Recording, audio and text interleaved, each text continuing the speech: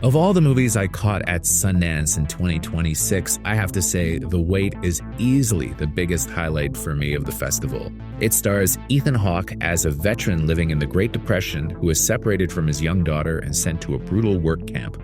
While there, the warden, played by Crowe, notices his ingenuity and offers him a deal. He'll commute his sentence if he agrees to smuggle gold through the deadly Oregon wilderness. So, this movie features Ethan Hawke at his absolute best in a rugged, heroic role in this rough-and-tumble period action movie, with the director Padraic McKinley taking his cues from grounded action fare with William Friedkin's Sorcerer seeming like a direct influence.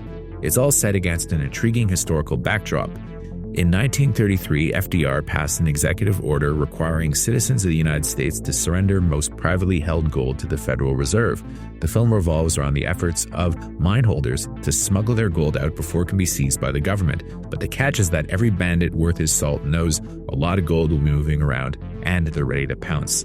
In this exciting thriller, Hawke's Samuel Murphy is forced to put together a team of expendable convicts to smuggle gold by hand across the wilderness. The threat is clear. If even one brick goes missing, not only will his parole be cancelled, but he'll earn a bullet in the head courtesy of 2 armed guards sent along with him by the mining claim. The added bonus, once the gold arrives, he may still be shot anyway, as the only person whose word he has to rely on is his warden, Russell Crowe's Clancy, who seems far from honest. Hawke is at his best in a highly physical role. He has the same everyman quality the best 70s action heroes like Roy Scheider, Steve McQueen, and Gene Hackman had before the genre went larger than life in the 80s. You believe he doesn't care about gold, but will do anything he can to get his young daughter out of the clutches of a state-mandated system, which he's fallen into. Director Padraic McKinley surrounds him with a strong supporting cast, with everyone getting a moment to shine in this classic Men on a Mission movie.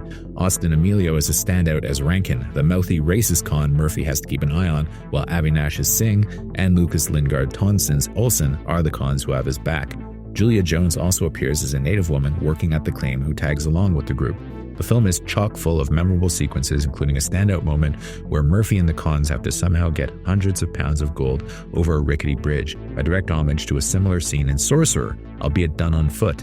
Another 70s flick, Sometimes a Great Notion, a movie that Hawke himself praised to me when I interviewed him a few years ago, gets referenced in the harrowing scene involving waterlogs, while the film climaxes in a brutal 3-way hand-to-hand scrap that drives home just how hard it is to kill someone with your bare hands, and is highly reminiscent of a scene in Alfred Hitchcock's Torn Curtain. It's all very evocatively shot, with Munich standing in for Oregon, and scored by Latham and Shelby Gaines, who previously did the music for other Ethan Hawke films, Blaze and The Kid. Crowe also seems to be a delight in his turn as a heavy, and he's ideally cast even if his role is largely confined to the first act and the climax.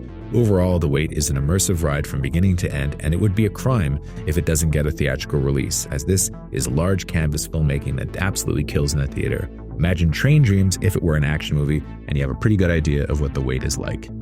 Thank you for clicking on our video, everybody. If you like what you saw here, please make sure you like the video and subscribe and share with your friends who like this sort of content. JoBlo was created by movie fans for movie fans, and we appreciate your support.